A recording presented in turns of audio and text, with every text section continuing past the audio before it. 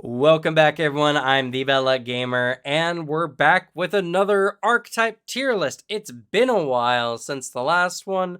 I'm just getting back into the swing of things when it comes to the archetypes, and to be honest, this has probably been one of the reasons why I've been struggling to get back into it. It's going to be a long video. We got a lot of archetypes to get into today, and we got to, let's see, okay, good, that's there now. One of these weren't here before and I had to reshoot this. So anyway, archetype tier list. If you've not watched one of these videos before, all you need to know is that I rate each of the archetypes on 3 criteria based on its availability, whether any class can access it or no class can access it. It's just how usable is the archetype by most of the classes in the game. As well, you're going to be a class before you can pick up an archetype anyway. So if like half the classes can't even use the archetype, then it has really bad availability. Second is its overall functionality. Now, functionality isn't only combat ability, it is also whether it adds exploration or whether the mechanics do exactly what the archetype is meant to do, set out to do the things it was meant to do. And finally is fantasy fulfillment. Fantasy fulfillment is just, does the archetype make you feel the way it was meant to? This is kind of different from functionality. Is functionality means that it mechanically works the way and does things that are interesting or work really well for what you want to do. Fantasy fulfillment are the types of feats you're getting or the spread of feats matching up to get the overall feel. Like, does your Eldritch Researcher feel like an Eldritch Researcher with all the feats? So, that into consideration, I rate each category on a 0 to 5 basis. 5 being the highest, meaning it's a perfect fit, and 0 meaning it does not fit at all for the category. As you can see here with the sheer number of A's we have here, there are not many bad archetypes in the game, honestly. Just a few, and we'll probably be adding to it a little bit more today, and I'm going to get a lot of flack for it, but it's my tier list. It's my opinion. So if you disagree, that's completely fine. I won't hold it against you, and you might weight some of these categories a little bit differently than I do. This is just my mostly unbiased opinion when it comes to rating these archetypes that I have currently done videos for. So we're about 3 minutes into the video, so let's go ahead and get started because I think we're going to be in here for quite a bit of time. First, starting off with the Game Hunter. So the Game Hunter is actually rather interesting. It is another one of the hunter-based archetypes, which pretty much give you access to hunt prey, along with a variety of other abilities that more or less make it easier for you to capture the type of prey that it sets out for. Game Hunter actually should be called Big Game Hunter, as it is it's very much orientated around hunting large creatures. Some of your feats are actually really cool. The ability to set a snare to capture only a creature of a certain size rather than any character that moves through the space is actually very, very powerful, and I'm pulling it up here so I have everything available. And as well, they offer a bunch of other feats that make it easier for you to use ranged weapons, to keep your prey in your line of sights, and the like. So, availability. I would say this one has a pretty good availability.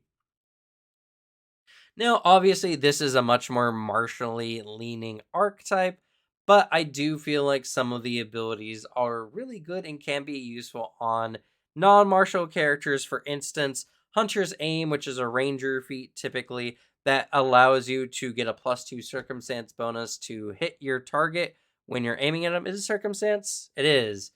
Makes it a very good, makes it very viable for even non-martials to use like a ranged weapon when using this.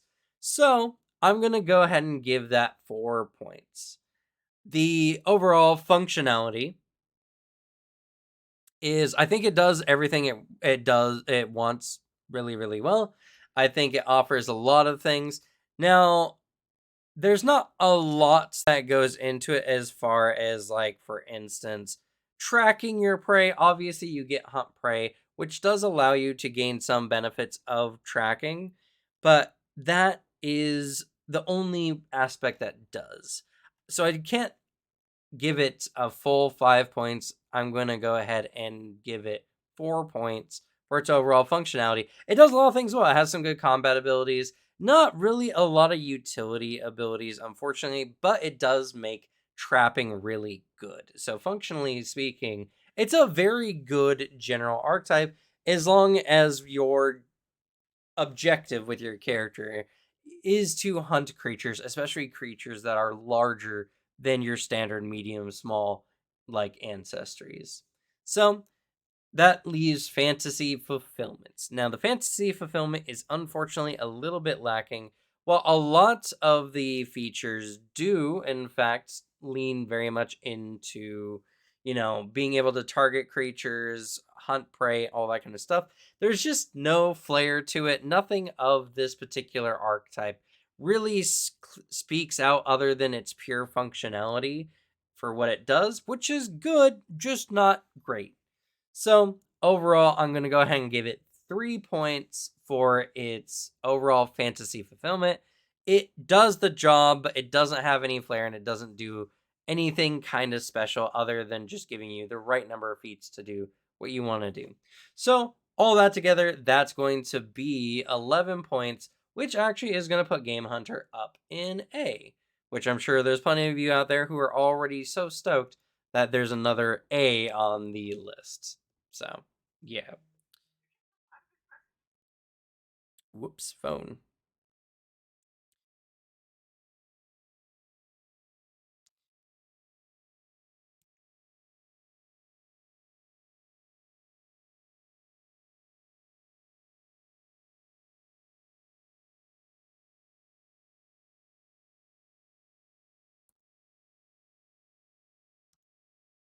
I'm going to leave that in because if I have to edit this, it's going to render forever. And I just don't want it to render on my computer for 4 hours. So, let's go ahead and continue.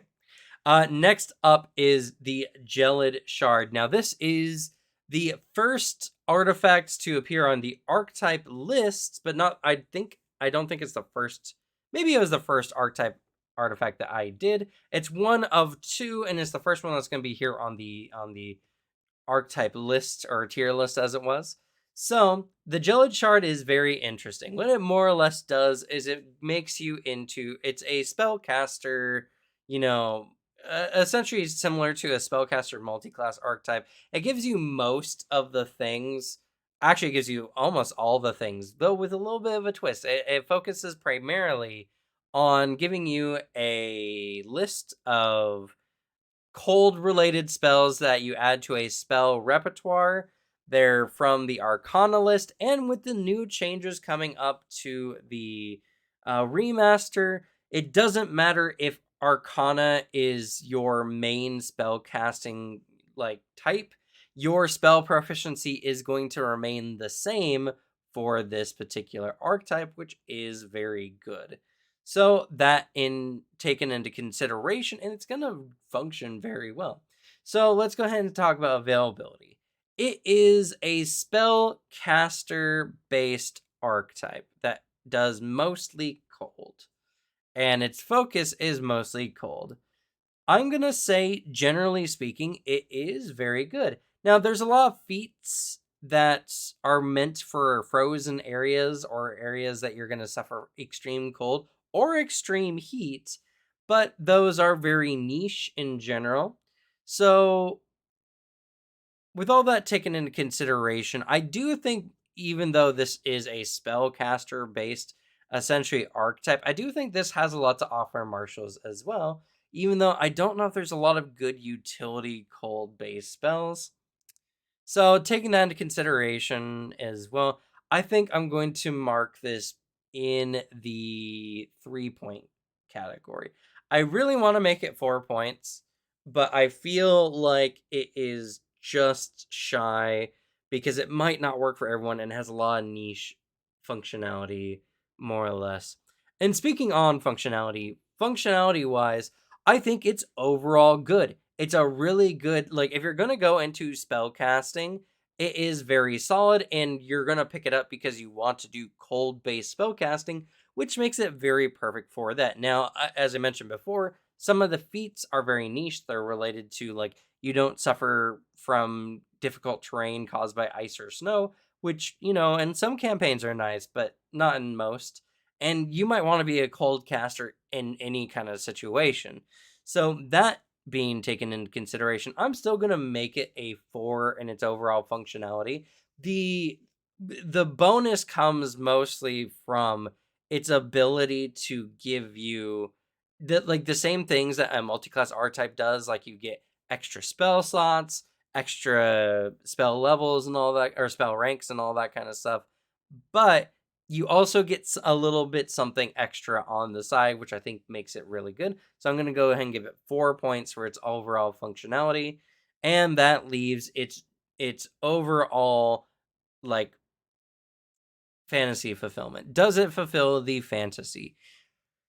I think it does. What some of the nicheness comes from also adds to its overall functionality. It's not perfect. I would say that there's more that the Jellied Shard could have done to, like, give your character a more wintry feeling, like the abilities to just create cold. You do get some cantrips which more or less do the same thing, but I feel like they could have added a few more things. I'm also going to make that 4 points, as I feel like fantasy fulfillment, it's really, really good. And the fact that it's an artifact is actually really cool, and that you plant it inside yourself. And you don't suffer any cold, and you're so cold that you even can resist, like, extreme heat. You know what?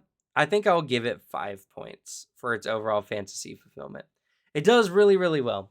Whether it's perfect or not, I think that's quite arguable, and I kind of want to err on the side of arguing for it, just because it the fact that it's an artifact that you kind of implant in yourself is really interesting, and there's so much information and lore around it that I think that this is a very satisfying archetype to take if it fits your character's narrative. So with that in consideration, that's going to be 12 points. That's going to put the Jellied Shard at the top of the top ranks. Now, this list here, I should mention, is not based on, left to right, most or highest to lowest.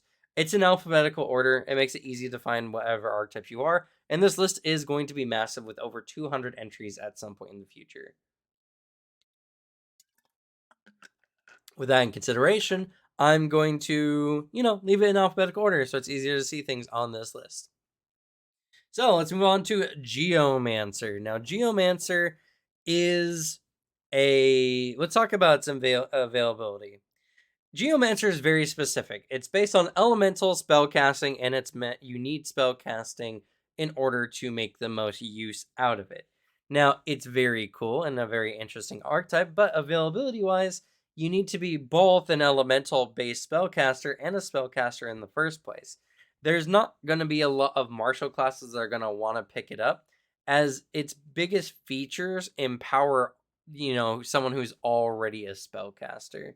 There might be some abilities that they have, like bonuses you can get from using the spells, that work, and I could say as well, it would work really well for, like, a Magus that's already a kind of like spellcaster martial hybrid. In fact, I think for Magus it works really well, and I know my pronunciation of that's going to bother people, and I feed off of that. I'm going to enjoy that. So Geomancer overall, I think, is still pretty, like, kind of not a lot of classes. It's primarily a spellcaster one, and even then, kind of on the lower end of spellcaster. I'm gonna give it a B, a solid B. I think that it can work with some of the hybrid classes like the Magus or even Summoner, but overall, I think it's just not super available. So that's gonna be 3 points for its availability. Functionality. Its overall functionality is, I think, really good, but there's some niche situations, and A lot of the benefits comes from standing in specific types of terrain. And while you can create that terrain to generate those benefits for yourself, it does make it a few extra steps to get where you want it to go, but it does behave exactly how you want. When you're using a certain kind of element in that element, you're going to feel empowered, and I think that's going to be really, really good. Geomancer is going to get 4 points for its overall functionality. Let's go ahead and talk about its fantasy fulfillment. I'm going to pull up Geomancer here real quick because I'm pretty sure, and I looked over all these before, but you can tell there's a pretty big list. I'm pretty sure Geomancer does not have a lot of like utility or any kind of role play ishness, just purely functionality. Read the Land is pretty good in general, but yeah, most of this is pure functionality. It has a lot of really good abilities, a lot of really, really good abilities. But I feel like the Geomancer, there's just nothing to being a Geomancer.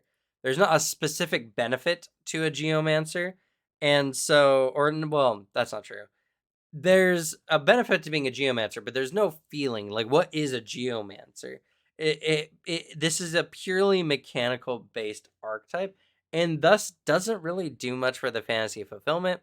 And even though your spells become empowered where you are at, I don't feel like it does enough to stand out too much. I really want to give it a 3 because I feel like 3 is kind of like you know, it comes close, but it doesn't quite make it to 4. And it's like it's good. It's you can do stuff with it, but it just doesn't aid you a lot. I think I'm gonna stick with 3. So that's going to be overall a 3, 4, 3. That's gonna be 10, which I think puts it at the bottom of A, if I'm not mistaken. Right? Yes, because 7 to 9 is the B category. Okay, yeah, that's fair. All right, next up is Ghost Eater. Ghosts, and we have a lot of ghost-based archetypes coming up here soon. Ghost Eater is actually really, really good. I thoroughly enjoy Ghost Eater. I think it fits into mostly martials, if I'm going to be honest. But still, I think there's a lot that can be used. It's not a very big archetype.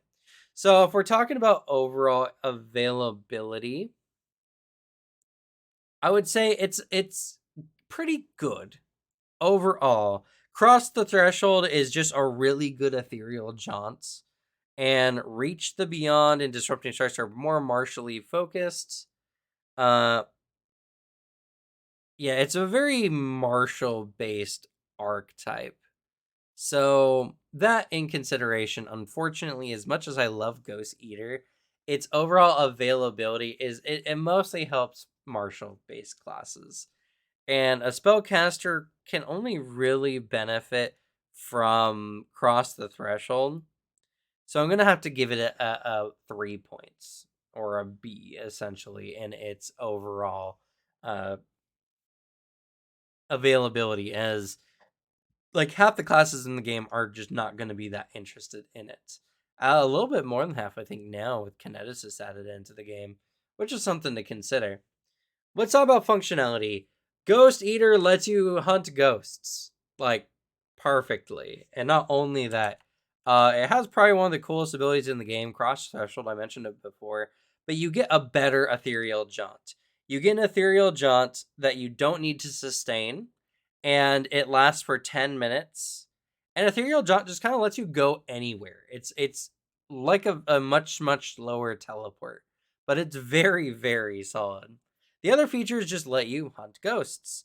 Now, there's not a lot that gives you the ability to like find ghosts or anything like that, but that's not necessarily what it is. The Ghost Eater is designed to destroy ghosts.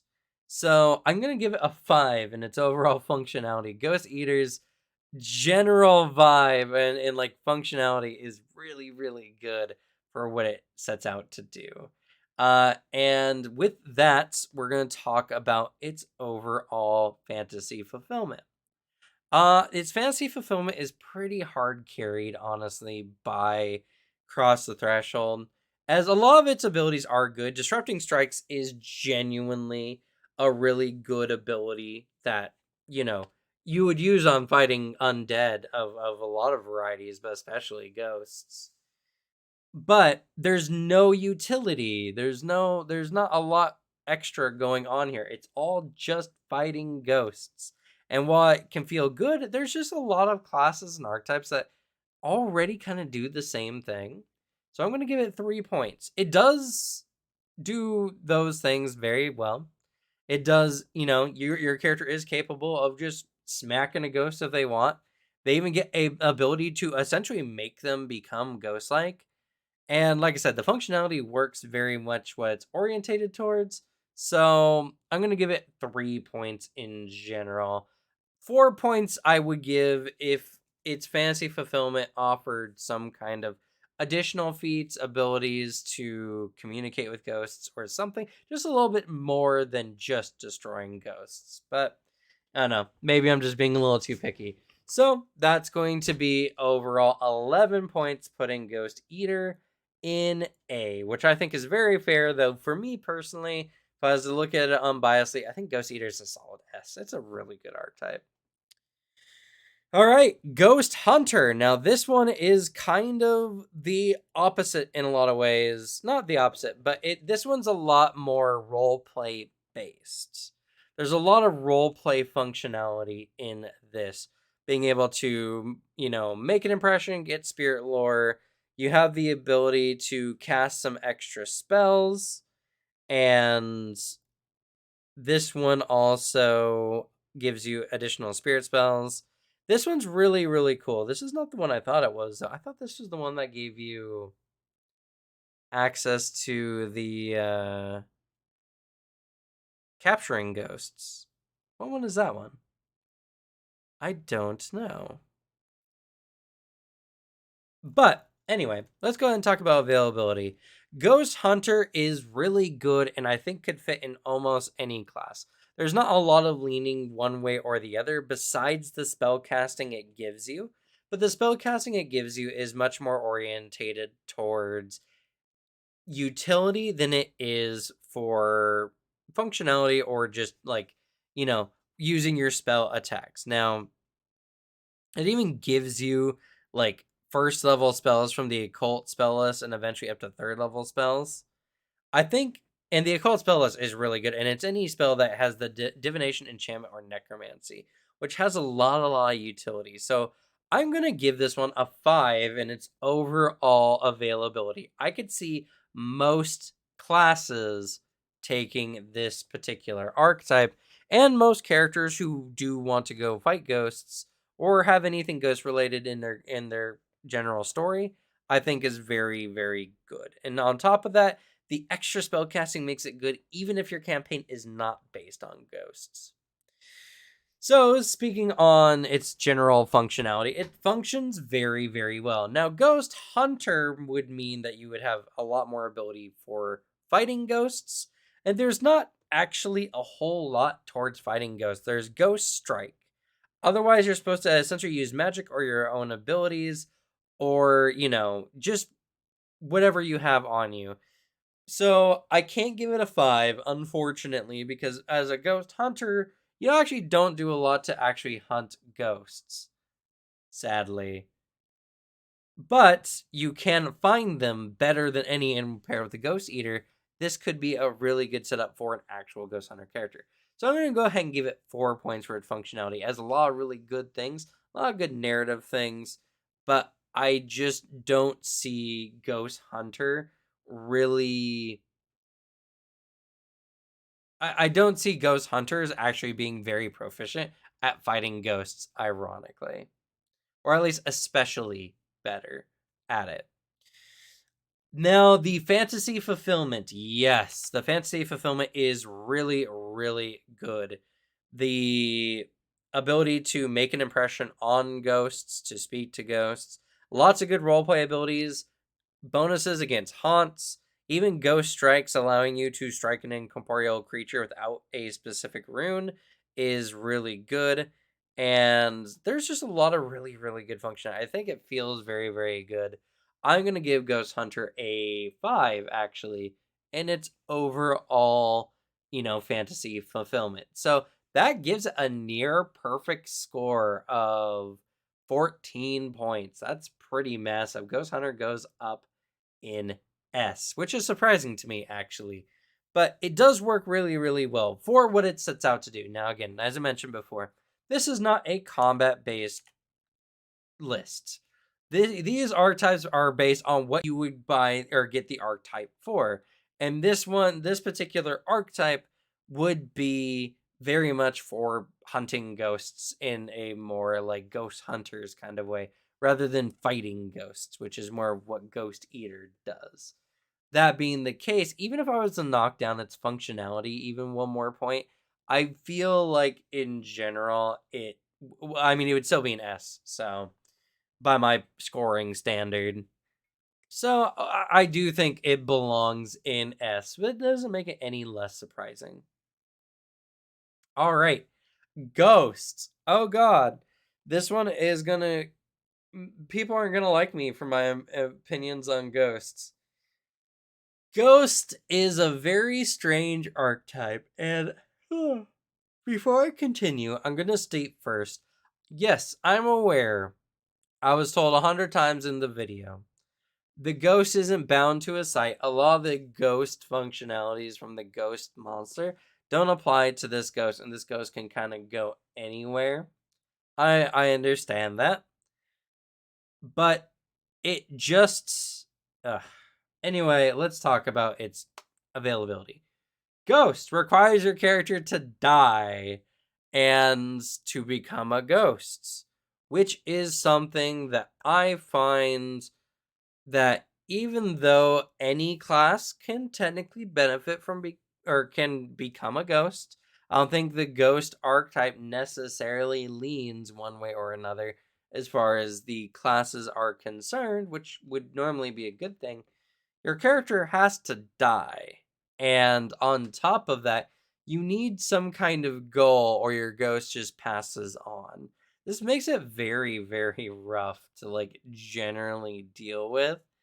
And there's just a lot of situations your character's not going to be able to act in a normal setting. Like people just don't talk to ghosts pretty normally, and as an adventurer, ghost is really rough. Now, even if you were to say that if your character dies and you go on and you're just doing nothing but dungeon exploring, I mean, I think that's fair, but in most like TTRPG situations, you're going to be talking to normal people, and your ghost is just going to either have to not be there, or people are just going to have to be okay with there being a ghost, which that's kind of a GM thing. I'm going to give it 2 points.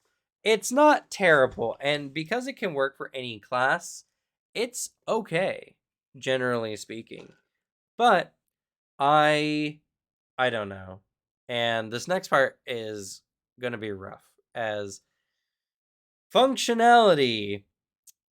I mean, if you're talking mechanically, you do get a lot of benefits being a ghost, but you don't necessarily get a lot of the features that you wanted from a ghost. Even things like being immune to poisons, which is very strange.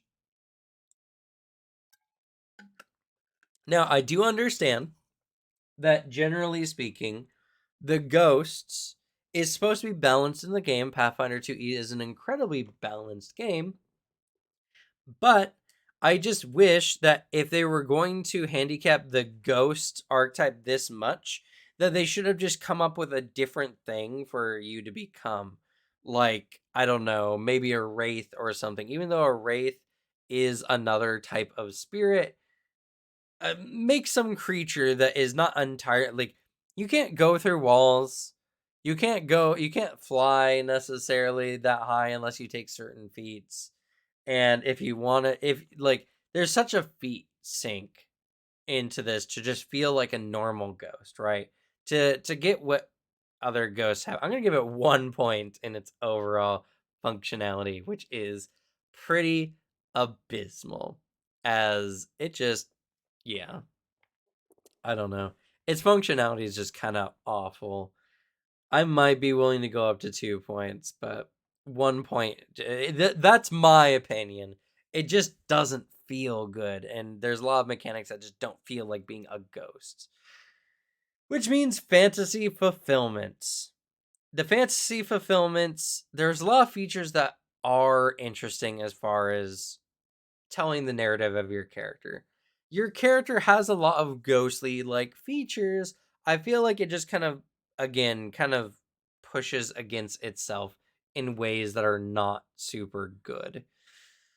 I'm going to give it 2 points, honestly, on its fantasy fulfillment. I could be persuaded to give it 3 points though. You do become a ghost after all, just not like a normal ghost. You're a ghost that just behaves differently for some reason, which I don't know. There's a lot of weirdness and jank with the ghost. I just don't like the archetype. In all honesty, in this tier list, while I did say is as unbiased as I can make it, I don't have anything against the idea of a ghost character. In fact, I think they could have cut loose with a little bit more because you're a ghost. But that's just, you know, it is what it is. And I, if I was to give it its fantasy fulfillment, there's just some ghost things that you just can't do that other ghosts can, that you have to take feats for. And it doesn't make sense because you have to die to become a ghost, and you're not transitioning from like a mortal flesh bag into a ghost. You should die and your ghost I don't know. Anyway, uh that's going to give Ghost, let's see, a 2-1-2, which is 5 points. Oh boy. Rough. Not the lowest though. It joins Bullet Dancer and Corpse Tender down here in the C rank. But just barely. 1 point less, and it would be in the, it would, let's see, actually, is that right? Because that's 13, 14, 15, 12, 11, 10, 9, 8, 7,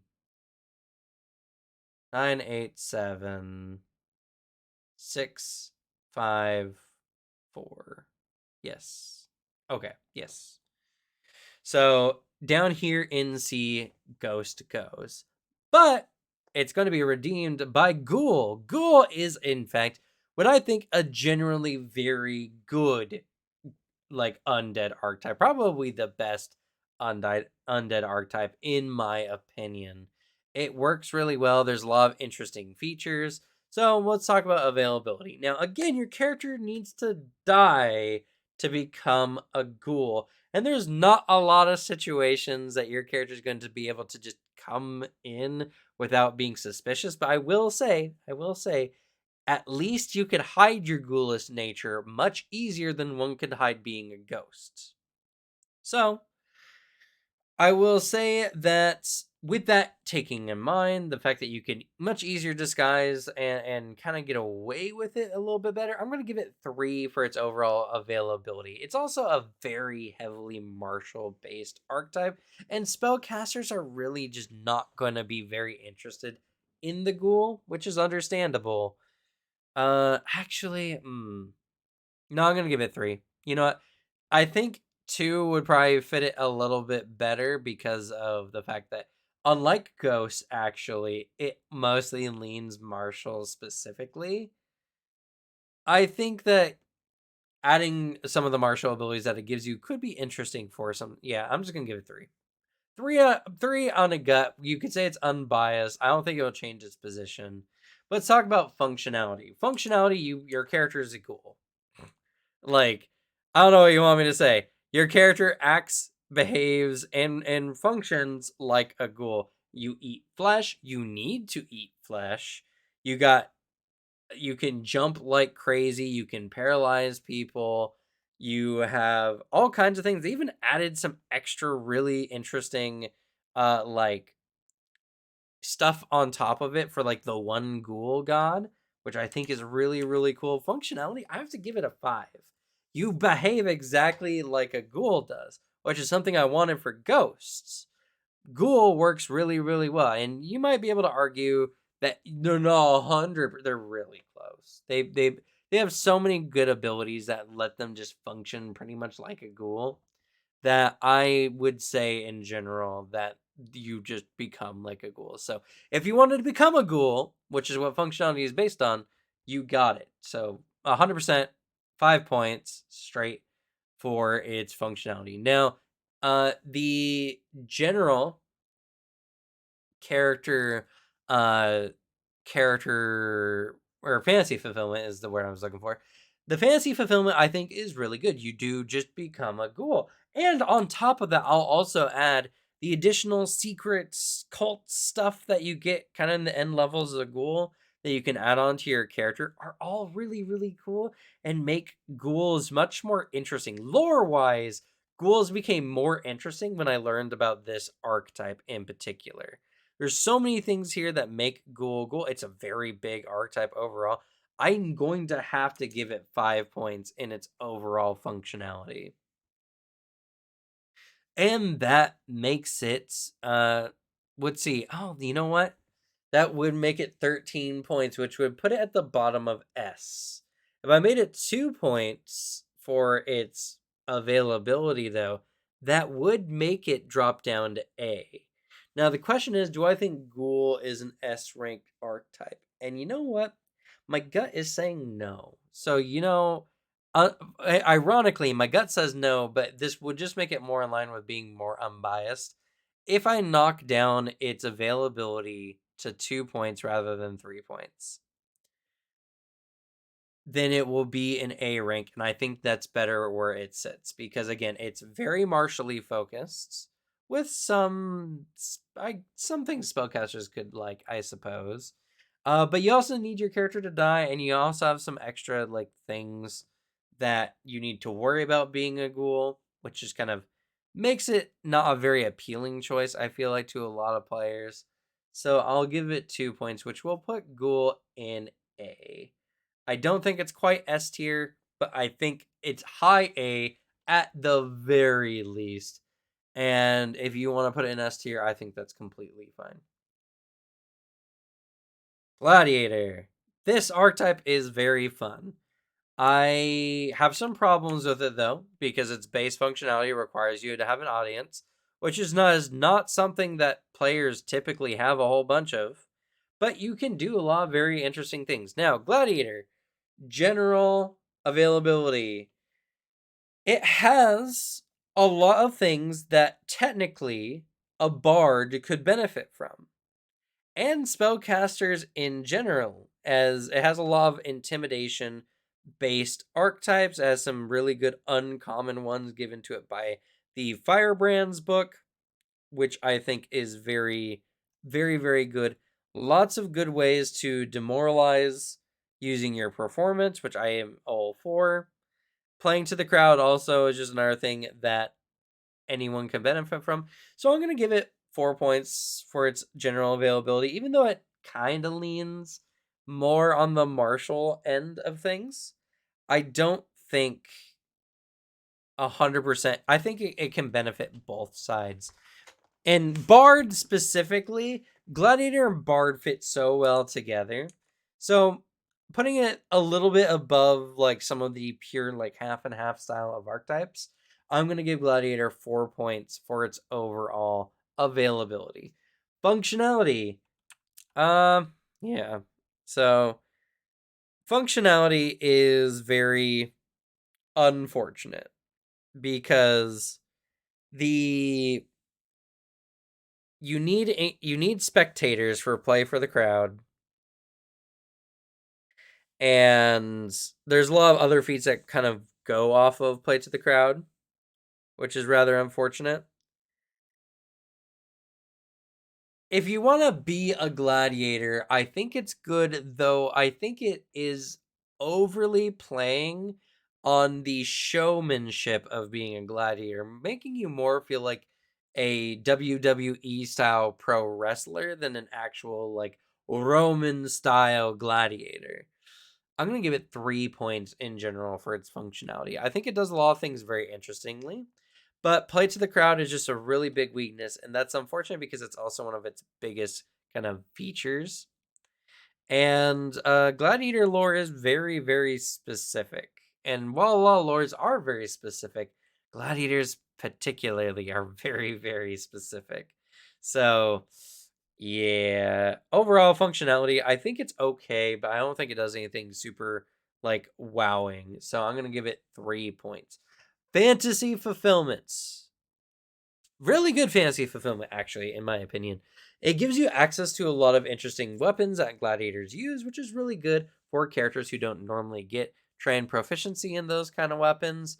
The benefits of using your performance, the fact that you need spectators and thus crave spectators, and as well the like benefits even for making non-lethal strikes and the like. I think it's really, really good.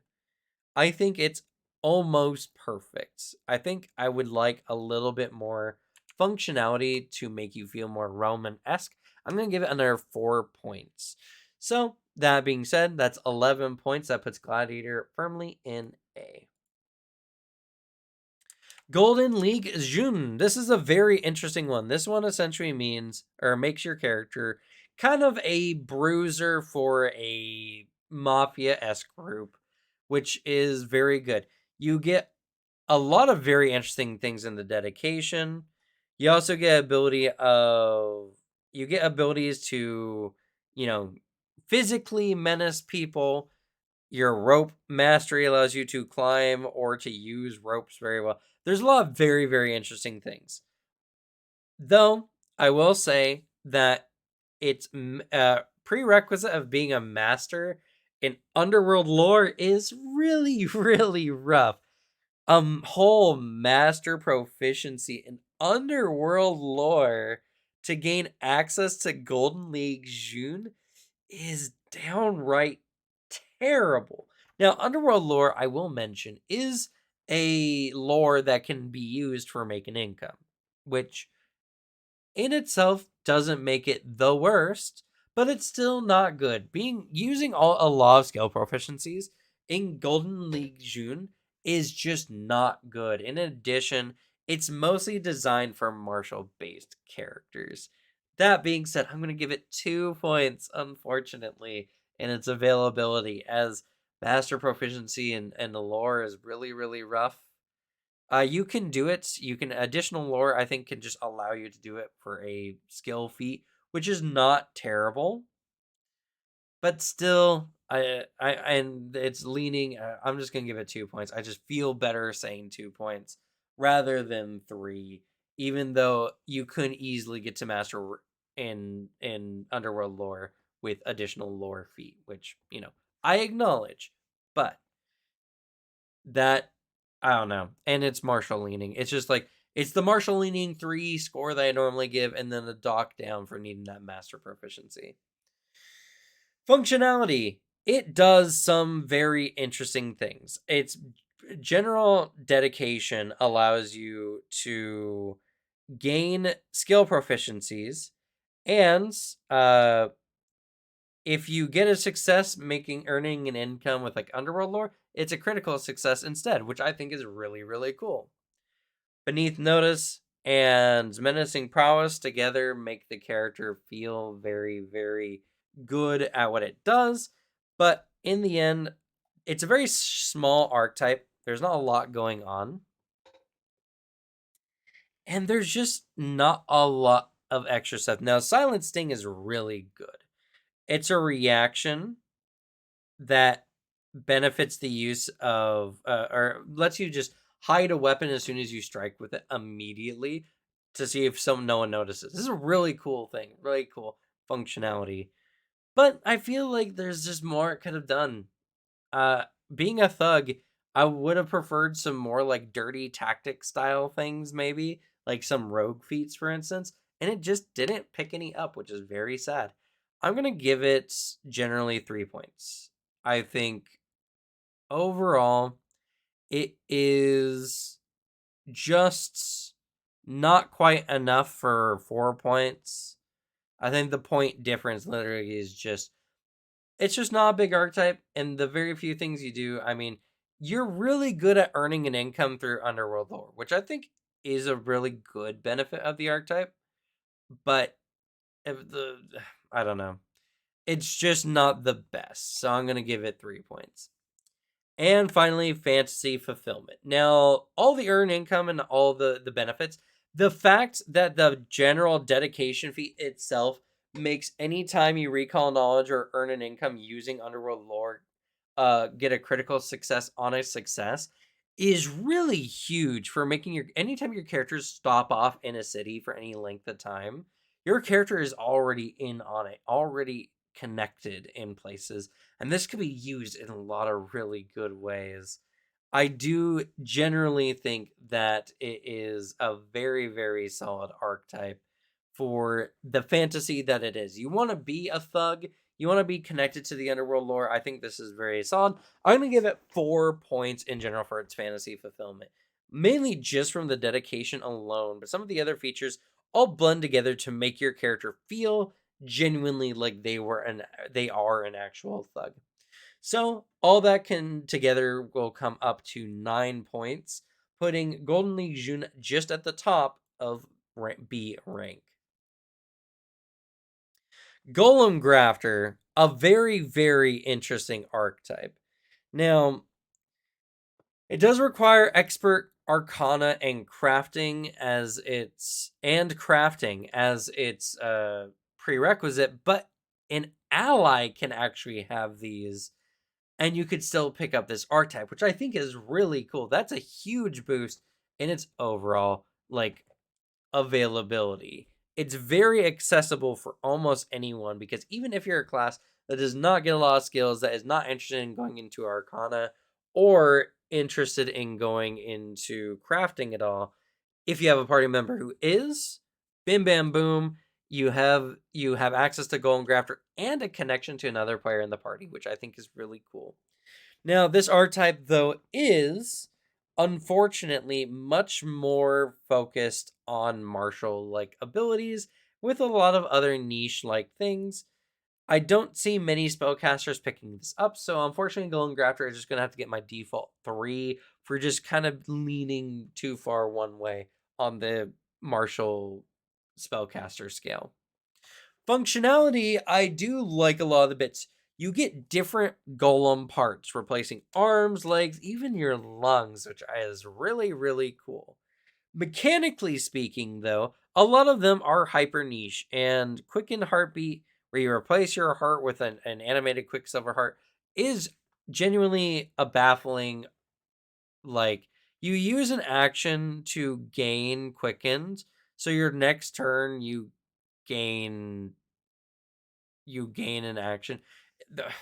Mechanically, it's kind of garbage. There's some good things that you can pick up from Golem Grafter, but I do feel like it just kind of misses the mark. I'm gonna give it another 3 points. It's not 2 point worthy. I do think that there are some really good things. Clayfist is very interesting. Legs of Stone can be interesting, and in general, like even Iron Lungs can be interesting.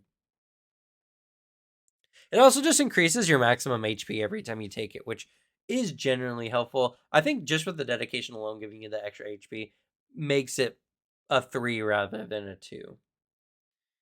So that leaves its overall fantasy fulfillment. Now, fantasy fulfillment wise, I feel like the Golem Grafter is really, really good. You're replacing parts of your body with different golem bits, which makes your character very interesting. It adds a very interesting story, and each of the bits do specific things.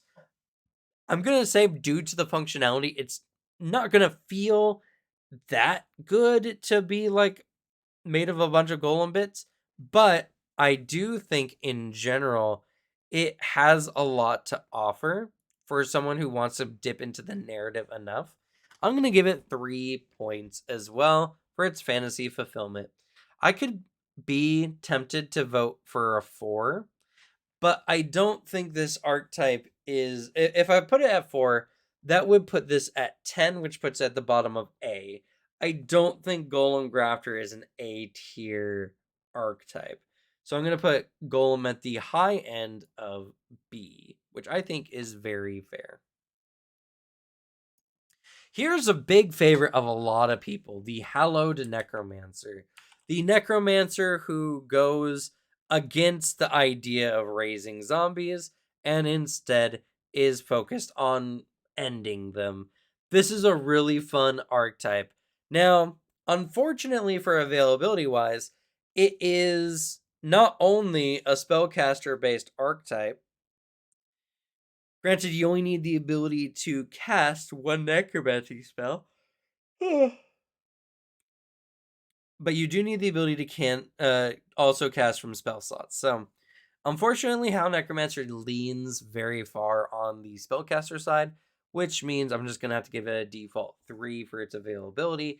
It's just not every character is going to want to pick it up. But, that being said, functionality-wise, it is really, really good. The pure benefits against undead, the unique focus spells, the ability to pick up focus spells from the now gone wizard necromancy school, which I'm sure there's going to be like an errata for it, and the addition of additional spells to your spell list, your sacred spell list is really cool. I'm going to give it 5 points for its overall functionality. I think the Hello Necromancer is a really, really cool class that benefits a lot of style in what it does, even though it's somewhat niche. Even without that nicheness into consideration, there's just a lot of really good abilities that you pick up from it. So I'm going to give it 5 points. Fantasy fulfillments. Yes and no at the same time. So I say the fantasy fulfillment is really good.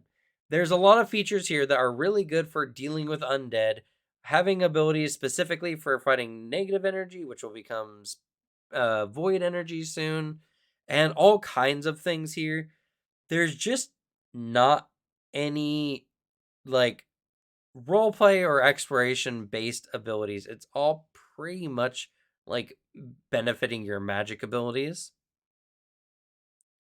And consecrated area, I think, has a lot of fun, can be used in a lot of different ways.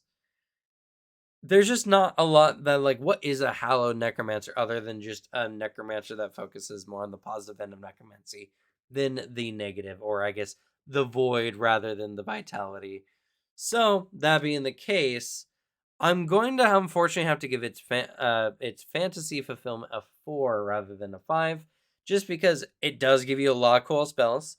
It augments your character super duper well, but that being taken into consideration, it does leave you a little bit wanting as far as like role play or exploration. There's no flair here that goes a little bit further beyond. So that's going to be a grand total of 12 points, which puts Hallowed Necromancer in A. But I could definitely see someone arguing for S tier for Hallowed Necromancer. It is exactly what you want when you're looking for Hallowed Necromancer. I think the only downsides is it's very caster based, and as well, it just doesn't have any additional stuff other than the fact that it just gives you spells orientated towards dealing with undead and the occasional ability in these like Death Warden. So I'm gonna put it in A, but if you said S, I don't think I would argue. Harrower. Harrower is also a very interesting one as it gives you the playing cards, the tarot cards, or the Harrow as they're called in Pathfinder. Now, this is a very interesting archetype, and I know a lot of people are super interested in it. So, looking at the general abilities and its availability, I think that this is a very highly available archetype for a lot of people. If you want to play a character who can kind of manipulate fate in a way, giving unique bonuses, having some extra utility stacked on, this is not very leaning in one way or another as far as, spellcaster versus martial, with just a few things such as like Vengeful Spirit deck requiring the use of spell DC or class DC with a oh no, it's only class DC interesting. I'm gonna say in general, the Harrower is gonna get 4 points. I don't think every character is gonna want this, but I think most characters could take this. And there's a lot of very interesting benefits here, but it's more of a support style than like a general character augmentation style. Like if you're going hard damage or anything, it's not something I think you would take. But if you were going kind of support or some kind of flexible style of character, I think Harrower is really, really good. Functionality, yeah, I'm gonna give it 5 points just because it blends the Harrow in really, really well. You can actually use Harrow with it if you want, which I think is very fun. There's a lot of really, really cool abilities. I think there's all kinds of really fun things. And whether you're doing the casting abilities or the like, I think it just operates exactly how you think a Harrower would. So I'm going to give it 5 points for its general functionality. Which might put Harrower up an S. We'll see.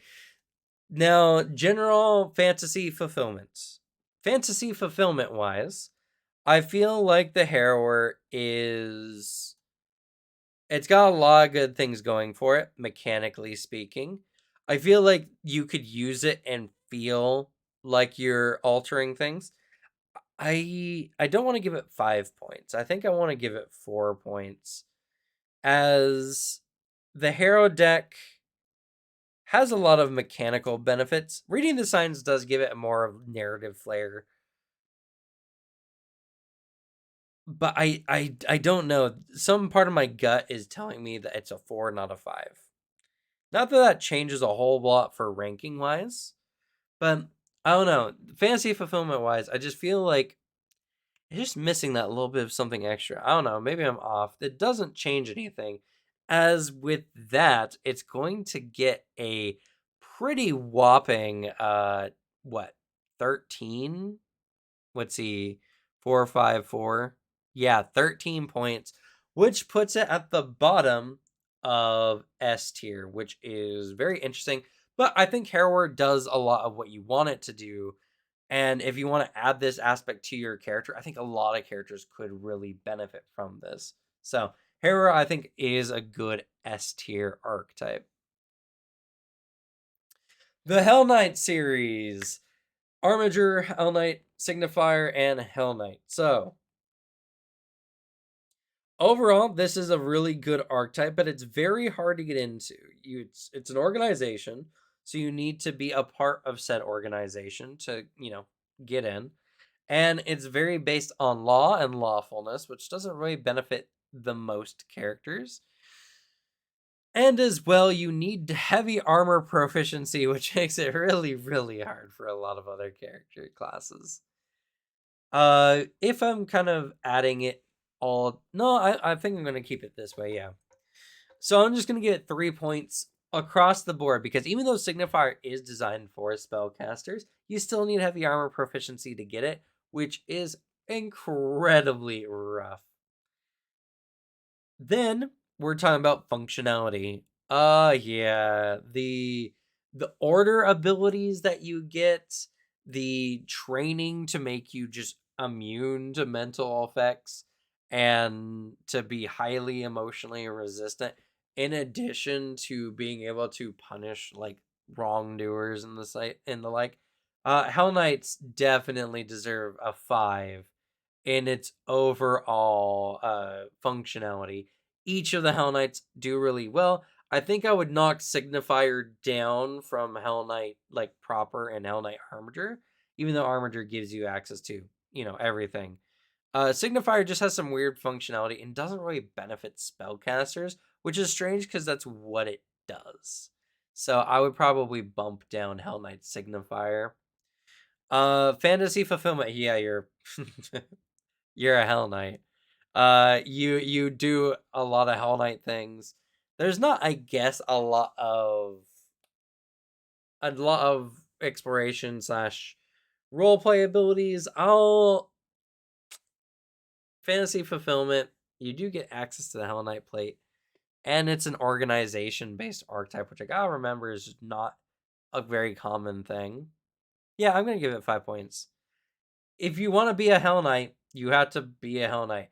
And Hell Knights are very, very fun, and they do exactly what you expect them to do. Uh, that being in consideration, that's 3 points, 5 points, and another 5 points. That's going to put them squarely at 13. I'm going to put Hell Knight Armiger and Hell Knight Proper up here in S, but I'm going to knock Signifier down to A. Because, again, the Hell Knight Signifier doesn't benefit spellcasters all that much, and there's not any leeway that allows you to easily become a Signifier without the heavy armor proficiency, which is incredibly awful for, if you're a spellcaster.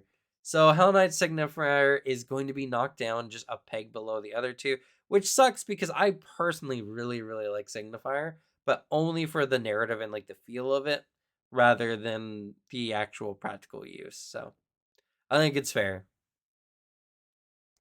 All right. Herbalist. Herbalist is a really, really good archetype. You want to make things, you want to make items, but not like necessarily alchemically or magically. They're really good for healing items. You have a bunch of ways of getting a bunch of herbal things that you can use to help your allies with a lot of different ailments. Herbalist is just really good. So, availability is a 5. Any character who wants to add some like healing abilities to their character, it's just a really good archetype. It's a really good archetype that works in most situations. You want to be a spellcaster or a martial who has extra healing on top of what they do. Herbalist just works really, really well. Functionality wise, another S or 5. 5 points, S rank, whatever. It works exactly how you want it to. There's a lot of really good abilities. There's some feats that are kind of bad. Like, I don't like the one where you have to be in a specific area to get the benefits of said thing, but I can see them coming in use. Regardless, the herbalist's abilities to generate like alchemical items, you essentially become a alchemist multi-class without becoming a actual alchemist.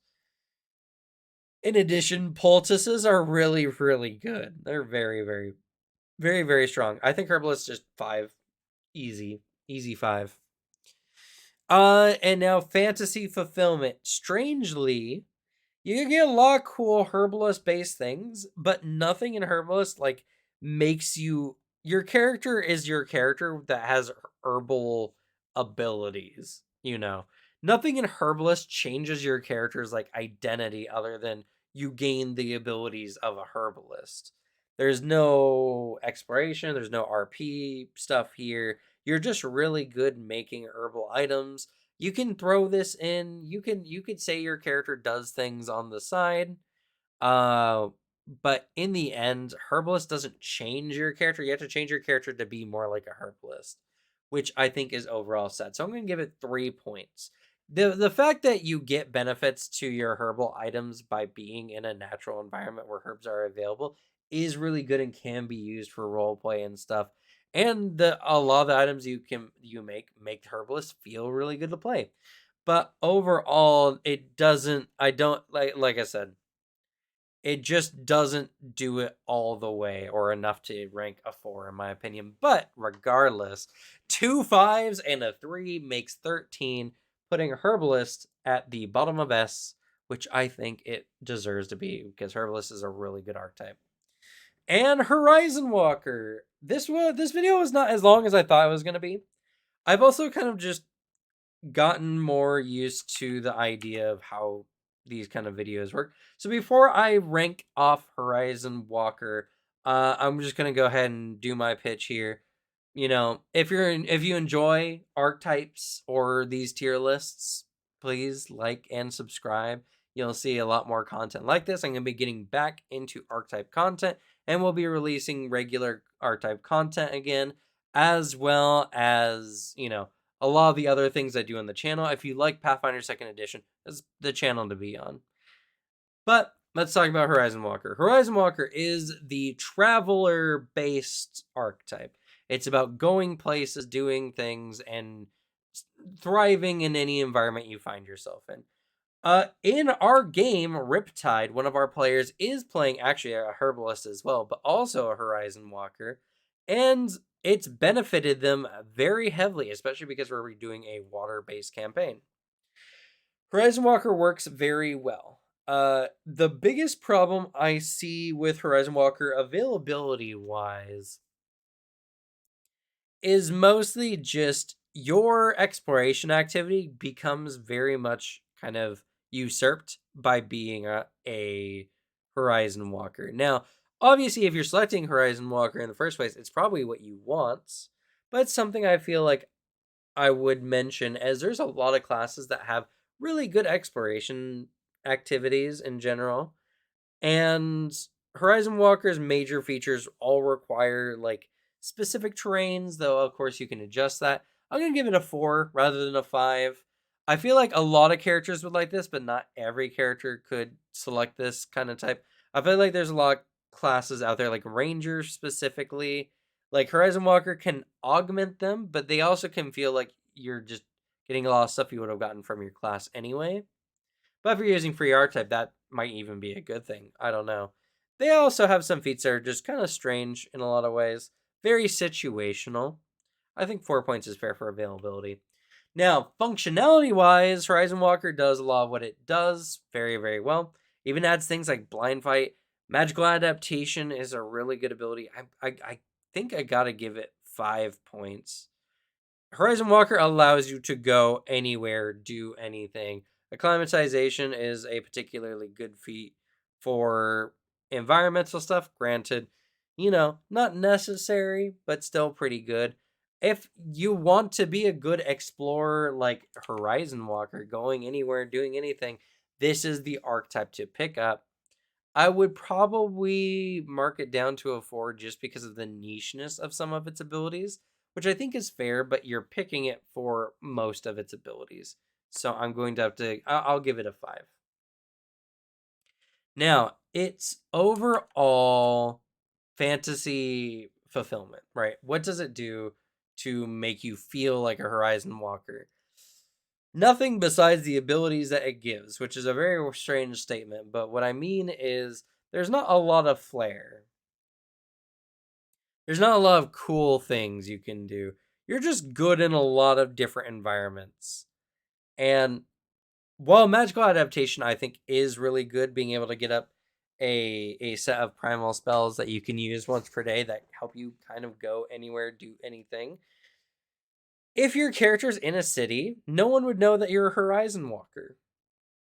So I can't give it a 5, but I'm going to give it 4 points, which I think is very fair. Granted, I think that puts me in a very strange position because that's 4, 5, 4, which puts me at uh 13. I don't think Horizon Walker is an S tier archetype. So I'm going to mark it down. I'm going to mark down its fantasy by 1 to 3 because I think it's an A. I think it's good for what you want it to do. I don't think it's necessarily perfect. Uh just because of the nicheness, and I don't think it adds enough to your character to help define who your character is, though it has a lot to offer. And if you wanted to say it was an S tier, I don't think I would argue with you, but to me it doesn't feel necessarily like an S tier. I think the Horizon Walker is a firm A tier archetype, which I think is very fair, especially with the nicheness of some of its abilities. And actually, that would probably be how I justify. I just mark its functionality generally as a 4, as there's just a lot of its stuff is just very very situational and doesn't benefit you in most situations. But yeah, the list has grown yet again. A category has gotten a lot more archetypes.